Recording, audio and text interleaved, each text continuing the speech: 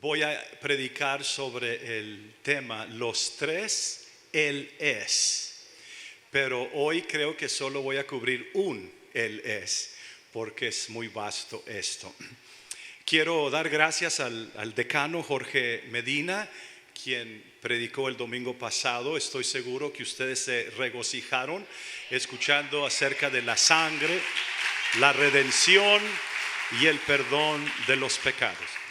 El hermano Jorge cubrió el pasaje Colosenses 1, 9 al 14 y 1, 20 al 23, dejando el 15 al 19 para hoy. Es como un sándwich, ¿no? Me allego a este pasaje con mucho respeto, aunque la Biblia toda debe ser respetada. Este pasaje habla de Él, del Señor Jesucristo, de su preeminencia, de su deidad. Y debemos poner mucha atención en la estructura de las cartas de Pablo. Por ejemplo, en esta carta a los Colosenses, los primeros 2 capítulos nos describe quién es Él. Nos describe, Pablo se pone sobre una montaña teológica y nos habla de misterios en el espíritu. Nos habla de cosas extremadamente importantes.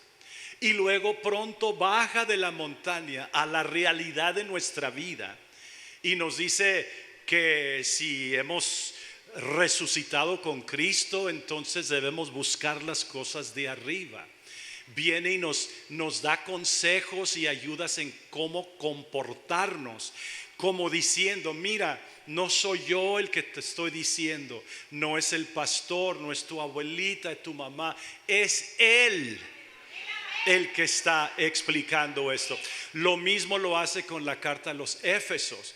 Primero presenta a Cristo, la palabra, sabiduría, el conocimiento, para después dar consejos prácticos, y eso entonces le da peso a los consejos porque vienen de Dios y no de una religión. Entonces, algunos creen que Colosenses 1 del 15 al 19 era parte de un himno o una poesía. Un comentarista que se llama F.F. Bruce dice que estos versos tenían un proce rítmico que se encuentra en muchos de los himnos cristianos de la antigüedad, y tiene un arreglo como con estrofas. Otro pensador dice, que se llama Wright, no cree él que fue un himno, pero que sí fue una poesía, y habla él de la estructura de estos 4 versículos. Sea como haya sido, nosotros ahora sabemos que es palabra de Dios.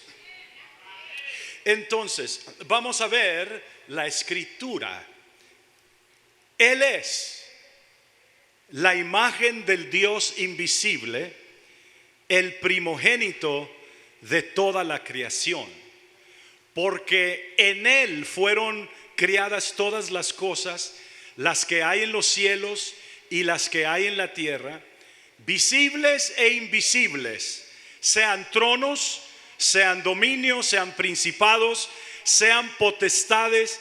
Todo fue creado por medio de Él y para Él. Y Él es antes de todas las cosas, y todas las cosas en Él subsisten.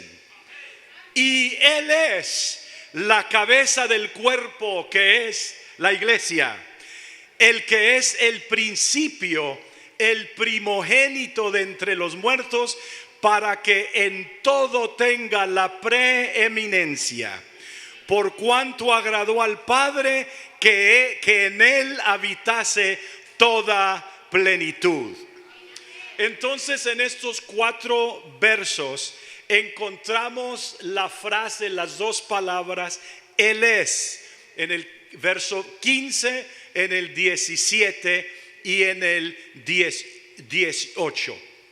Pero hay otras partes en la Biblia donde nos trata de describir quién es Él.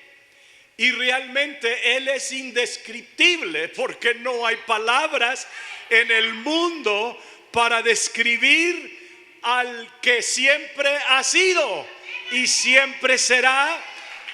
Él es. Y como quien le sirve un plato con bocadillos, saboreen enseguida quién es Él.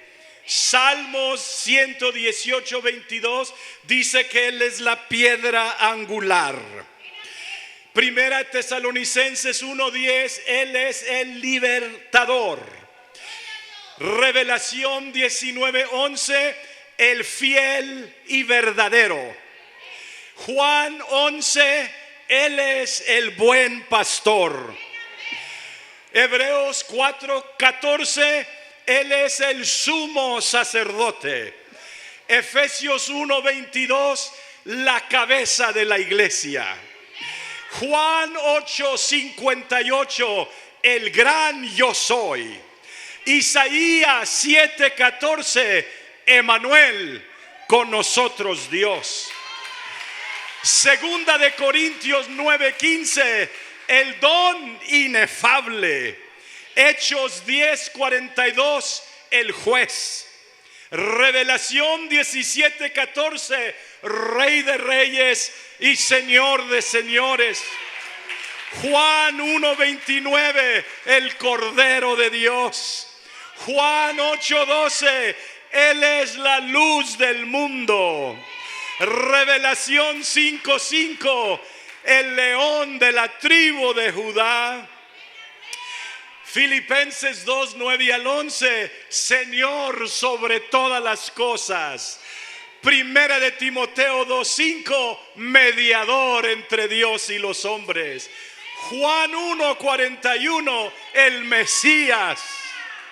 Isaías 60:16, el poderoso Dios. Job 19:25, el Redentor. Primera de Corintios 15:3 y 4, el Señor resucitado. Primera de Corintios 10:4, la roca. Lucas 2:11, Salvador. Lucas 19:10, el Hijo del Hombre. Lucas 1:32, el Hijo del Altísimo Dios. Juan 11:25, la resurrección y la vida. Juan 14:6, Él es el camino, la verdad y la vida. Juan 1:1, en el principio era el verbo era con Dios y el verbo era Dios. Juan 1:14, y ese verbo fue hecho carne y habitó entre nosotros. Juan 15, Él dijo, yo soy la vid verdadera. Él es el que es, el que era, el que ha de venir, el Todopoderoso. Él es el Alfa y la Omega, el principio y el fin. ¿Alguien tiene una pregunta? No le estamos aplaudiendo ni sirviendo a un diosito, a un Santo Claus, a una personalidad de Disneyland. No le estamos sirviendo a la segunda persona. Aquí no estamos aplaudiéndole a Buda ni a Mohammed. No le estamos aplaudiendo a algún profeta. No le estamos aplaudiendo a un ángel. Le estamos aplaudiendo, sirviendo y adorando. Él es el verdadero Dios y la vida eterna.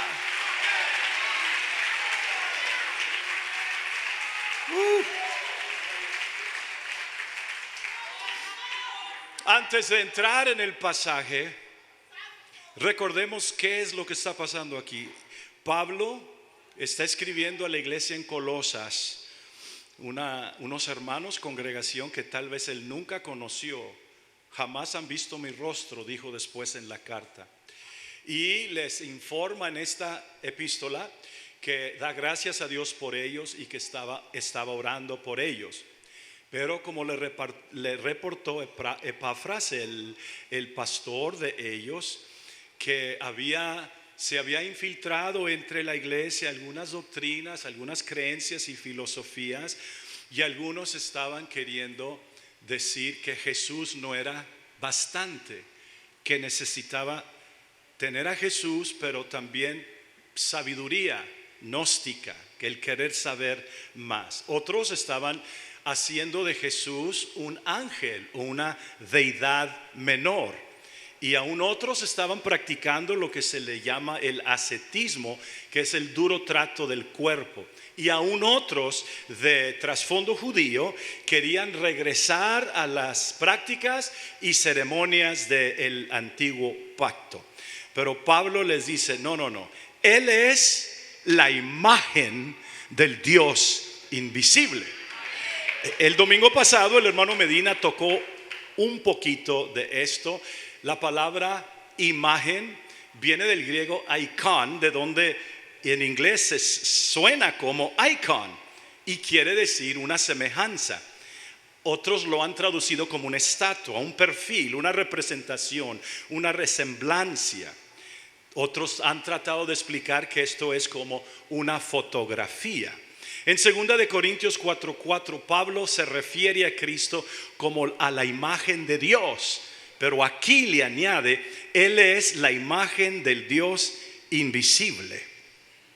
Entonces, como dijo el predicador el domingo pasado, en el imperio romano, cuando subía un emperador nuevo, el imperio, la población, la gente no lo conocía. Estamos hablando de días pretecnológicos, pretelevisión. Entonces pues subió Nerón. Pero ¿quién es Nerón? ¿Cómo se ve Nerón? Y lo que hacían era imprimir en las monedas la imagen del emperador. En una ocasión a Cristo le quisieron recriminar porque ni él ni los discípulos parece pagaban los impuestos. Están como algunos hermanos, pero bueno, eso es otro sermón. Y Jesús manda a Pedro y le dice, saca un pez por ahí, saca el pez. Y el pez tenía en su boca una moneda. Entonces Jesús toma la moneda y les pregunta, ¿de quién es esa imagen allí? Dijeron, de César. Entonces las monedas tenían imagen. No era César, pero era la imagen de César. En el caso de Cristo, Él es la manifestación esencial del Dios invisible. Una versión dice que es la imagen visible del Dios invisible. Entonces nos permite este pasaje gozarnos a los unicitarios, a los del nombre, a los que cantamos, si alguien tiene entendimiento hallará el fundamento del Padre, del Hijo y del Espíritu, que es Dios. Si tiene revelación, haya la combinación, que estos tres en uno son. Mientras unos edifican sobre arenas movedizas, otros en la roca firme y eternal. Unos creen a la mentira, otros creen a la verdad. La verdad en Cristo está. Es Jesús, la verdad, el camino y la luz. Él es Dios, la plenitud de la gran divinidad. Entonces, para hacer algo que pudiera ser complicado, sencillamente Jesucristo es Dios encarnado. Jesucristo es Emmanuel, con nosotros Dios. Y recuerden el contexto, lo que está sucediendo. Algunos están diciendo Jesucristo es un ángel, Jesucristo es una deidad menor, Jesucristo es algo más. Y Pablo les dice, oh no, oro por ustedes, le doy gracias a Dios por ustedes, pero nunca olviden que Él es la imagen del Dios invisible. Isaías le ayuda cuando dice, porque un niño nos es nacido, hijo nos es dado, y el principado sobre su hombro. Ese niño, ese bebé, ese hijo, se llamará su nombre admirable consejero, Dios fuerte, Padre eterno y príncipe de paz. Un texto que algunos tratan de deshacer, deshebrar, pero ahí está escrito que ese niño es el Padre eterno. Yo le doy gracias a Dios que hay dos apostólicos aquí. Ese niño es Dios encarnado. He aquí, una virgen concebirá y dará a luz un hijo y llamará su nombre Emmanuel, que traducido es Dios con nosotros. No necesitan nada más, les dice Pablo. No necesitan regresar al judaísmo. No necesitan encumbrarse en la sabiduría humana de los gnósticos. No necesitan ustedes regresar a los dioses paganos. En Jesús están completos. Él es la imagen del Dios invisible.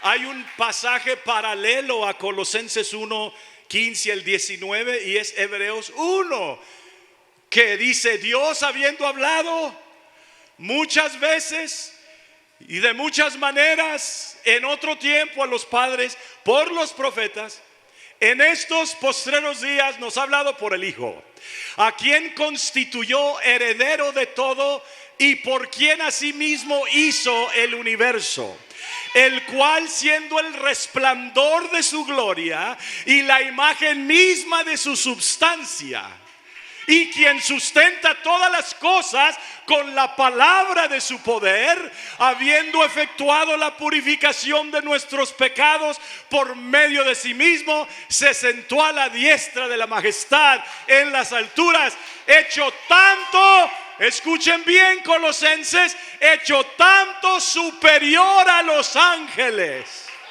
por cuanto heredó más excelente nombre que ellos. Porque a cuál de los ángeles dijo Dios: jamás, tú eres mi hijo, yo te he engendrado hoy, otra vez yo seré a él padre y él me será mi hijo. Y otra vez, cuando introduce al primogénito, a Jesús, en el mundo, ¿qué le dice? ¿Es otro de ustedes? ¿Es como ustedes este Jesús, el niño? No. Él, hecho tanto superior a los ángeles, cuanto heredó más excelente nombre que ellos. Entonces Jesús no es un ángel, les está escribiendo. Jesús no es el hermano menor de Dios. Jesús no es un arcángel. Jesús no es solamente un buen rabino. Jesús no es solamente un buen maestro. Jesús es Dios encarnado aquí con nosotros.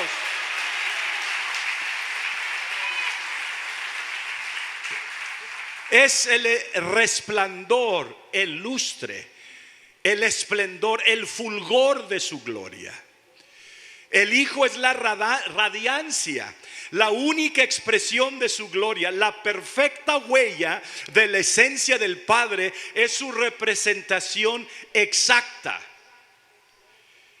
Él sostiene todas las cosas con la palabra de su poder, hecho tanto mejor que los ángeles. Entonces, la luz plena de la gloria de Dios es revelada en Cristo Jesús. Es la manifestación de Dios en la faz, en el rostro, en la cara de Jesucristo. Jesús es la radianza de la gloria de Dios y la huella exacta de su naturaleza.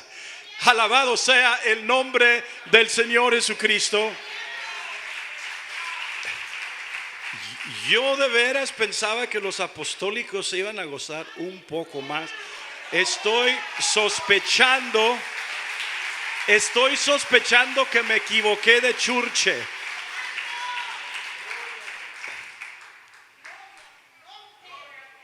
Segunda de Corintios 4:6. Porque Dios, que mandó que de las tinieblas resplandeciese la luz, es el que resplandeció en nuestros corazones para iluminación del conocimiento de la gloria de Dios en la faz de Jesucristo. Esto ha confundido a muchos. incluyendo teólogos brillantes, pero todavía como que tienen un velo con relación a estas cosas. No es nuevo eso, los discípulos también se sentían confundidos. Jesús les dice en Juan 14, no se turbe vuestro corazón. ¿Crees en Dios? ¿Crees también en mí? Pues ahí está uno y ahí están dos. En la casa de mi padre, pues ahí están tres, Dios, tú y el Padre. En la casa de mi padre muchas moradas hay. Voy pues a preparar lugar para que para donde yo estoy, no esté, vosotros también estéis. Y Tomás se sacude la cabeza. ¿Mansiones? ¿Estás preparando? Señor, si ni conocemos dónde, dinos el camino, danos un mapa. ¿Cómo vamos a llegar a esa mansión? Tomás, yo soy el camino, la verdad y la vida. Y luego dice, nadie viene. No dijo nadie va, dice nadie viene al Padre si no es por mí. Y Felipe se quita la cachucha y la tira al piso. Pues camino, verdad y vida, padres, mansiones, muéstranos al Padre. Hablas tanto de tu Padre. Al rato en el 17 iba a orar el Señor Jesucristo, restaura la gloria que tenía contigo allá en el principio. Pues allá estaba Jesús, dicen algunos, platicando con el Padre, y Felipe está frustrado. Muéstranos al Padre y nos basta. ¿Y qué le dijo el Señor? Felipe, ¿cuánto tiempo? Tanto tiempo hace que estoy con vosotros y no me has conocido, Felipe. Aleluya. El referente aquí es el Padre. Está preguntando, muéstranos al Padre. Tanto tiempo, Felipe. El que me ha visto a mí, ha visto al Padre. ¿Cómo pues dices tú, muéstranos el Padre? ¿No crees que yo soy en el Padre y el Padre en mí? Las palabras que yo os hablo no las hablo por mi propia cuenta, sino que el Padre que mora en mí, Él hace las obras. Eso está en Juan 14. Pero ¿por qué entonces en Juan 1:18 dice, a Dios nadie le vio jamás? El unigénito que está en el seno del Padre, Él le ha dado a conocer. Entonces es precisamente porque Cristo es la imagen visible del Dios invisible. Dios es espíritu. A Dios no se le puede ver, Dios es intangible, no se puede ver, es espíritu. Entonces por esa razón se encarnó. Y Jesucristo entonces vino a revelar al Padre, y tenemos su gloria en la faz de Jesucristo. Acuérdense otra vez, le está escribiendo a los colosenses que estaban siendo perturbados, molestados por otros que decían Jesús es un ángel, Jesús es una deidad de menor valor y todas esas cosas. Primera de Timoteo 3:16 nos dice, indiscutiblemente. ¿Sabe lo que quiere decir esa palabra? Indiscutiblemente. No tiene discusión. No tiene de qué discutir. Shh, cállate. Pero grande es el misterio de la piedad. Dios fue manifestado en carne. Theos, Dios. No, miren, el Hijo no se hizo carne. Dios fue manifestado en carne. Fue justificado en el Espíritu, visto de los ángeles, predicado a los gentiles, creído en el mundo, recibido arriba en gloria. Y luego dice en Colosenses 19, por cuanto agradó el Padre que en él habitase toda la plenitud.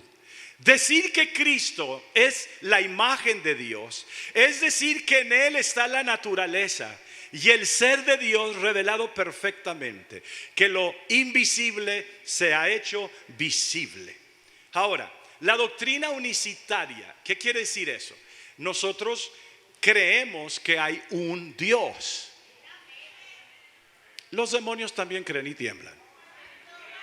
Creemos que y realmente la enseñanza trinitaria, si la vemos con seriedad, también creen que hay un Dios. A veces apostólicos agresivos que quieren defender y tumbarle la oreja a Malco en su defensa, dicen: ustedes creen en tres dioses. Solo un trinitario que no conoce ni su propia doctrina diría que hay tres dioses. La mayoría dicen que hay un Dios, pero la diferencia es que esa enseñanza, esa doctrina dice que hay un Dios, pero Él está compuesto por tres personas que son coexistentes, tienen el mismo nivel de valor. En inglés es co-equal, o sea, iguales. Dios el Padre, Dios el Hijo y Dios el Espíritu Santo, que viene siendo una paradoja, porque ¿cómo va a ser Dios y Hijo? Y si fue Hijo en la eternidad, ¿quién fue su madre? ¿Y quién lo engendró? Entonces eso es lo que dice. Y me quedo asombrado de los cerebros de teólogos brillantes en cuanto a todo lo demás de la Escritura, o mucha de ella. Y cuando viene a la Trinidad, la mayoría dicen: bueno, eso no se tiene que comprender, tú nomás créelo. ¿Me explico? Y insisten entonces en un Hijo eterno.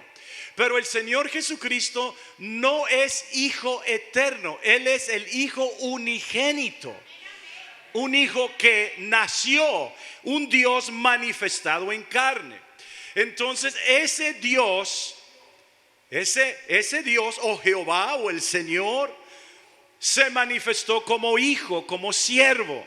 Hebreos 10:5 dice que se ha preparado un cuerpo. Dios se preparó un cuerpo. Entonces la posición trinitaria insiste en un Hijo eterno y que el Hijo se encarnó. Pero no, Dios se encarnó en o como Hijo. Entonces, pues como que están diciendo que una tercera parte de la Trinidad se hizo carne. Yo le pregunté en ocasión a uno, le dije: si es así, si Dios es compuesto o hecho o formado por tres personas, cuando Jesús estaba muerto por 3 días, la Trinidad estaba incompleta, les faltaba un Dios. Pero no murió Dios, murió el Hijo, murió la carne, murió el sacrificio. Entonces la Biblia no enseña de un Hijo preexistente. Ahora, no tengo tiempo hoy de entrar porque el Señor hablaba como hablaba, la gloria que tuve contigo en el principio y esas cosas. Todo eso tiene su explicación. Y luego termina diciendo: porque cuanto agradó al Padre que en Él, ¿en quién? En Jesús, habitase toda la plenitud. Y dicen: bueno, ese es un Dios en tres personas. Y en una ocasión, platicando con un señor, me dijo: mira, es como tú y tu esposa son uno. ¿Que no dice la Biblia que serán los dos una sola carne? Sí, entonces así es como un hijo y un padre y sus hijos que tienen una compañía, pues son uno en propósito, en negocios, son uno. Y luego le dije: ¿sabes qué? Y había muchas hermanas ahí. Le dije: ¿cuál de estas es mi esposa? Digo: pues no sé, pues tú dijiste que yo somos uno. ¿Cuál es mi esposa? Le dije: Cristo sí pudo decir: el que me ha visto a mí, ha visto al Padre. Esa es la diferencia. Él es uno y siempre lo será. Otra vez en Colosenses 2:9 dice: porque en Él habita, en Jesús habita corporalmente la plenitud, y en Él estáis completos, en Jesús. Como nos dicen en ocasiones, y no estoy peleado, yo estoy bien feliz, ahorita voy a ir a comer. Alguien que esté enojado no puede comer, ¿no? Entonces nos dicen los huérfanos, ¿verdad? ¿Por qué? ¿Por qué soy huérfano? Si tengo al Padre, tengo al Hijo y tengo el Espíritu Santo, que es Jesús. Ahora, un error que cometemos los apostólicos en nuestro afán, es decir, el Padre es el Hijo. No, el Padre no es el Hijo. Jesús es el Padre, Jesús es el Hijo y Jesús es el Espíritu Santo. ¿Me explico? Y en la Biblia, en el Antiguo Testamento, nos habla de un hijo, sí nos habla, pero siempre habla en futuro. Ahí en Colosenses 1:15 dice que Él es el primogénito de toda la creación de Dios. Pero ¿cómo es primogénito? ¿Cómo fueron criadas por Él todas las cosas? Y para Él, y por Él, y en Él.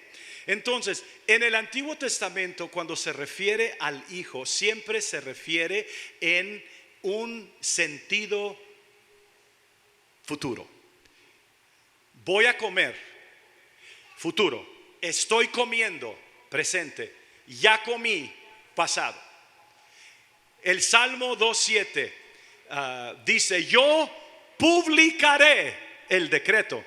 Jehová me ha dicho: mi hijo eres tú, yo te engendré hoy. El decreto viene en el futuro. Isaías 7:14: por tanto el Señor mismo os dará señal, y he aquí que la Virgen concebirá. No concebió, no ha concebido, concebirá y dará a luz un hijo y llamará su nombre Emmanuel. Isaías 9:6, el que ya vimos: niño es nacido, hijo es dado, el principado sobre su hombro, y se llamará, futuro, su nombre, lo que ya dijimos. Isaías 52:6: por tanto mi pueblo sabrá mi nombre. Este texto es favorito, debe ser un favorito de los apóstoles. Póngalo en su teléfono. Ahí está hablando Dios, Jehová, el Señor, y dice: por tanto mi pueblo sabrá mi nombre. Por esta causa en aquel día, porque yo mismo que hablo, ¿quién está hablando? Dios. He aquí, estaré presente. ¿Cómo? ¿Cómo estarás presente? En Jesucristo. Dejen decir algo pastoral. Eso es el alcohol, porque lo que viene va a doler. ¿Sí? ¿Quiere más alcohol? Mire, hermano, pues gloria a Dios, yo le sirvo a Dios y tengo problemas. ¿Y qué tiene que ver todo esto conmigo? En primer lugar, es palabra de Dios que llega al corazón y te bendice más de lo que tú piensas. Cuando hablamos de doctrina, cuando hablamos de Biblia, cuando lo exaltamos a Él, cuando ponemos y ubicamos al incomparable Cristo donde pertenece. Él no es nunca segundo, Él es alfa. Es el primero y también el postrero. En ocasiones, en las iglesias del nombre de Jesucristo, algún miembro, alguna familia se tiene que mudar de lugar o se cambian por razones, tantas razones que hay. Y últimamente lo que hemos estado viendo, especialmente en esta iglesia, en la congregación de inglés más, es que se van a una iglesia que no predica la doctrina de la unicidad. Y ustedes como padres y hermanos deben tener cuidado, hermanos. Vamos a suponer que mañana lo transfieran usted a Texas y se tiene que ir a vivir allá por su trabajo. Eso está perfectamente bien. Pregúntenos, hermanos, ¿dónde está una iglesia? Y no va a ser la que está más cerquita, ni la que tiene los mejores edificios o ministerios de niños o tanta cosa. No, Señor, busque la doctrina apostólica. Y aún en las iglesias del nombre hay ciertas diferencias no salvíficas. Algunas algunas iglesias usan el cubierto de la mujer, otras no. Algunos usan el anillo de bodas, otras no. Esas son cosas secundarias. ¿Ve? Y gracias por no andar juzgando, hermano. Gracias. Si usted cree en el velo, póngaselo. Eso es otro tipo de enseñanza. Pero cuando vaya, a lo menos pregunte las preguntas que hizo Pablo a los que estaban en Éfeso. ¿Habéis recibido el Espíritu Santo desde que creíste? No, aquí no hablamos en lengua. ¿En qué pues sois bautizados? Pues Juan, pues allá en los 3 títulos. No. Vamos a buscar un lugar donde se predica la sana doctrina. Porque usted se acomoda allí, sus hijos crecen y luego un día Dios los toca y usted va a estar parado allí cerca del bautisterio oyendo que el bautista diga: yo te bautizo en el nombre del Padre y del Hijo y del Espíritu Santo. Ciertamente mandamiento de Cristo, pero obedecido por los apóstoles en Hechos 2:38, 8:16, 10:48 y 19:5, siempre en el nombre de Jesucristo. Entonces, estas cosas son importantes. Que acá les dan McDonald's gratis a los niños. El McDonald's con tu y papas no te puede salvar. No hay otro nombre dado a los hombres debajo del cielo en el cual podás ser salvos.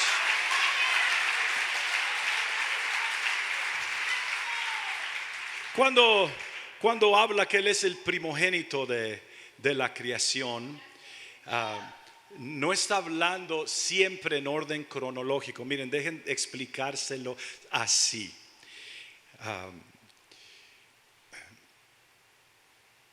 El logos, la palabra verbo en Juan 1:1, en el principio era el verbo era con Dios y el verbo era Dios. Y para simplificar esto, que ha tenido concilios y argumentos y páginas, miles de páginas escritos por monjes, por teólogos, de ese texto solamente.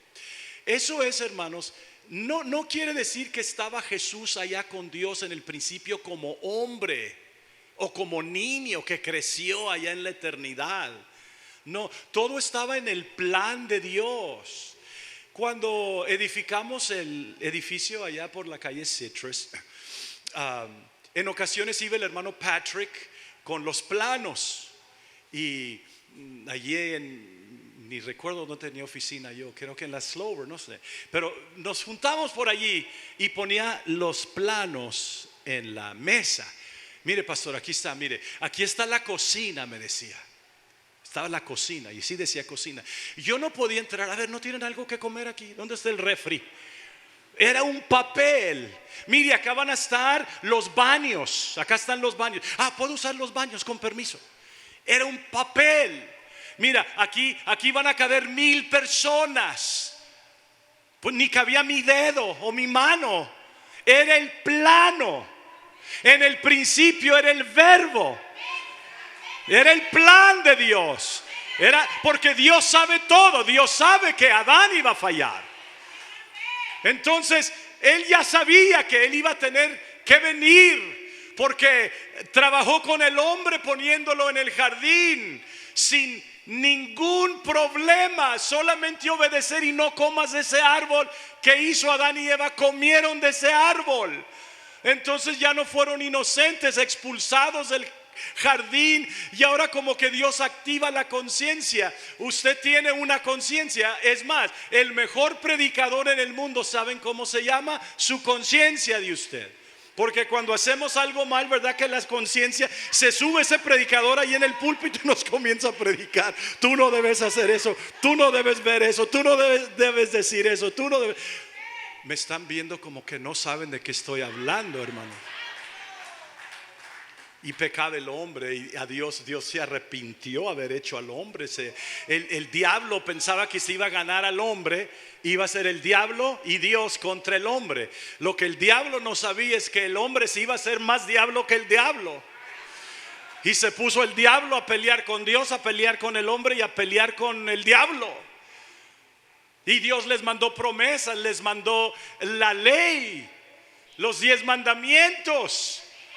Y el primero que quebró los 10 mandamientos el mismo momento fue Moisés, porque venía con el decálogo, las tablas de los 10 mandamientos, y al ver al pueblo pecando, cantando y comiendo, arrojó las tablas y Moisés quebró los 10 mandamientos a la misma vez. ¿A dónde vamos a quedar entonces? Entonces, lo único que podía satisfacer el juicio, la ira de Dios, era la sangre. Y por eso cuando Adán y Eva pecan, Dios los trae e introduce algo que ahora conocemos y sabemos que es la sustitución. Adán y Eva deben morir. Si comes de ese árbol van a morir. Pero Dios en su misericordia sustituyó un corderito. No fue tanto para hacerles delantales de ropa, para que se cubrieran de ropa. No fue tanto eso. Fue que se necesitaba sangre, porque sin sangre, sin derramamiento de sangre no se hace remisión de pecados. Entonces todo el pueblo de allá en adelante, Abraham y todos los sacrificios eran sustitutos. El pueblo pecaba, violaba la ley de Dios, desobedecía a Dios. Entonces cuando hay pecado, hermanos, miren, Diosito, ya me inspiré, ya me arrimé aquí. Están en el blue zone aquí de SeaWorld, Yo no soy responsable, ¿qué va a salir aquí?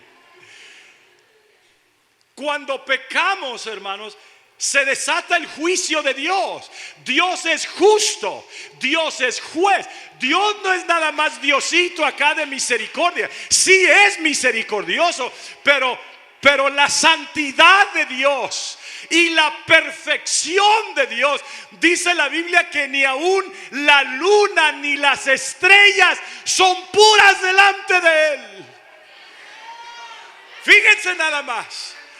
Y para satisfacer, para tapar, para parar la ira de Dios, entonces tenían que pronto hacer un sacrificio. Y era un sustituto para que yo no muera el animalito. Y la ira de Dios, como que Dios se tapaba un ojo, disimulaba y decía, bueno, siga adelante. Hasta que dijo Dios, no es bastante eso. Y por eso dice Juan 3:16, porque de tal manera amó Dios al mundo, que ha dado a su Hijo unigénito. No hijo eterno, Hijo unigénito, para que todo aquel que en Él cree no se pierda, mas tenga vida eterna. Y cuando viene bajando Jesucristo y Juan está bautizando en el río Jordán, tiene que interrumpir su culto bautismal, y Juan se detiene y con una mano dice, un índice, he aquí el Cordero de Dios que quita el pecado de todo el mundo. Y por eso Él es la imagen visible del Dios invisible. Él es. Ahora, aquí es buen tiempo para parar porque tenemos bautismos. Pero quiero decirles algo, que así como Dios planeó venir, como que Dios sabía todas las cosas y que Él un día iba a venir, no se nos haga muy extraño eso, porque también fue crucificado allá en el principio. Allá fue crucificado. Miren lo que dice Apocalipsis 13:8. Y le adoraron todos los moradores de la tierra cuyos nombres no estaban escritos en el libro de la vida del Cordero que fue inmolado desde el principio del mundo. Ahora, ¿cuándo fue inmolado? ¿Cuándo fue crucificado el Señor? Pues allí en Jerusalén, en el año 30, algo así, 35 por ahí, 33. Allí es donde fue crucificado, pero aquí Apocalipsis me dice que fue inmolado desde allá. ¿Cómo fue inmolado? En la palabra, en el plan de Dios. Y luego acá se efectuó eso. De la misma manera, Él es el creador de todas las cosas, pero no estaba un papá Dios diciéndole al hijo, mira, hazte un sol, hazte unas estrellas, para decir, por Él fue creado. No. Él es Dios, la plenitud de la gran divinidad. Aleluya. Entonces, ¿por qué me están apurando ustedes? Entonces, parejas jóvenes, escuchen bien, parejas jóvenes, que un día se les haga muy lejos venir hasta acá porque bajó el salario y subió el precio de la gasolina. ¿Ve? Esta no es la única iglesia que salva. La doctrina es la que salva. ¿Me explico? Pero no busques allá una iglesia que no predique la verdad de la palabra del Señor. No busques a él. Oh, vieras qué bonito comedor tienen. Pues eso no te va a salvar. Oh, el ministerio, oh, ese edificio tiene aire acondicionado. Pues nosotros también. Pero a más de eso, hermanos, tratamos de predicar la doctrina bíblica. Y hablando de: y le adoraron todos los moradores de la tierra cuyos nombres no estaban escritos en el libro de la vida. Déjesele una pregunta: ¿su nombre de usted está escrito en el libro de la vida? En ocasiones, mi esposa y yo hemos tenido nos han invitado a alguna boda. Hay bodas a bodas, ¿no? Hay bodas donde échale más birria y dame otro virote, ¿no? Esas son bodas, ¿no? Están buenas. Y luego hemos ido a bodas donde, no, hombre, tienes que ensayar con el dedito así, 14 tenedores, 14 cuchillos y cucharas de todos tipos. ¿Y allí qué? Pues hazme un taco, hombre. Yo, ¿qué? Y llegas allí al ballroom del hotel, ¿no? Porque nos han invitado de vez en cuando. Y luego llamamos, sí, su nombre, por favor. El pastor Samuel y Raquel Valverde. Y, aquí están, la mesa 4. Siempre me ponen enfrente. La mesa 4. Pero hemos llegado a otros lugares. Su nombre, por Samuel y Raquel. No están aquí. A ver, V-A-L, Valverde. Así, con una sonrisa, ¿no? Samuel, disculpe, señor, pero no está. ¿Viera qué feo se siente? ¿Sabes qué, Raquel? Vámonos al McDonald's. ¿Qué importa? Yo te llevo. Me han corrido de mejores lugares. ¿Qué es esto, no? Pero sí, ¿no les ha pasado a ustedes? Que se siente uno mal. Imagínese cómo se va a sentir usted cuando se abran los libros. A ver, ¿cómo te llamas? No estás.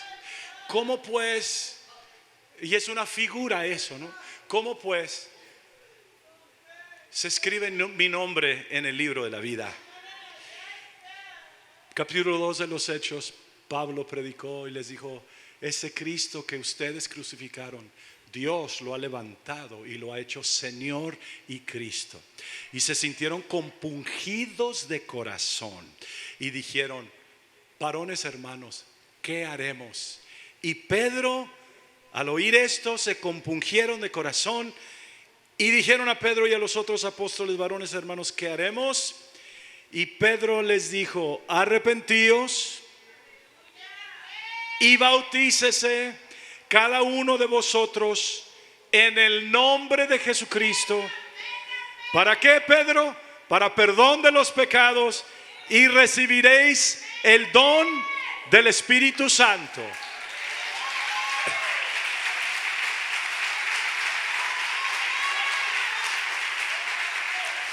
Aleluya.